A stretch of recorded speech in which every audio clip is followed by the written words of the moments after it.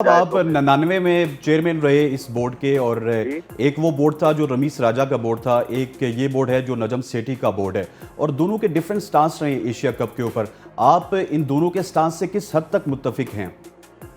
देखिए, मैं तो ये जो बातें हो रही है ना कि जी इज्जत का सवाल है और रसूल का सवाल है और फलाने सवाल है, मैं तो इसको एक तरफ रखना चाहता हूँ। मैं समझता हूँ कि वो यहाँ पे नहीं आना चाहते, ना आए।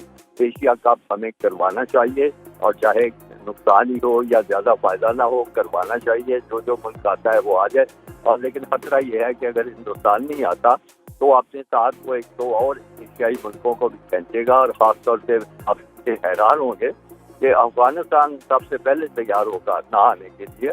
और मेरी सलाह ये है कि जो बहरीन में मीटिंग हुई है एशियन क्रिकेट काउंसिल की, उसमें हिंदुस्तान के नुमाइंदे की तरफ से कहा गया कि आप हमारी बात करते हैं, आपके पास तो अफगानिस्तान भी खेलने के लिए नहीं आना चाहता, और अफगानिस्तान के नुमाइंदे ने उसकी तरतीब नहीं की। मैं लफ्ज़ दोहरा रहा हूँ कि वो खामोश रहे, तरतीब नहीं की। तो अगर ये सूरत हाल है तो बिल्कुल एक सारी जो कशिश है और जो चमक है एक वो ख़त्म हो जाएगी। लेकिन बहरहाल कब तो हो जाएगा, मैचेस दो चार जो भी होने हैं वो हो जाएंगे। मैं समझता हूँ कि वो होने चाहिए जैसा भी हो। लेकिन इसके मुकाबले में जो ये स्टांस है ना, जो रमीज राजा साहब की और शायद नजम सेठी साहब भी ऐसे बात कर रहे हैं कि हम भी हिंदुस्तान खेलने नहीं जाएंगे, मैं उसके खिलाफ हूँ। मैं इसलिए वो डिफरेंट स्टोरी है ना सर। अगर हम हिंदुस्तान नहीं जाएंगे तो वो आईसीसी का इवेंट है, एक एशिया का इवेंट है, तो डिफरेंट हो जाएगा, क्योंकि आईसीसी का इवेंट हम जब मिस करेंगे तो हमारे लिए बड़ा डिजास्टर हो जाएगा।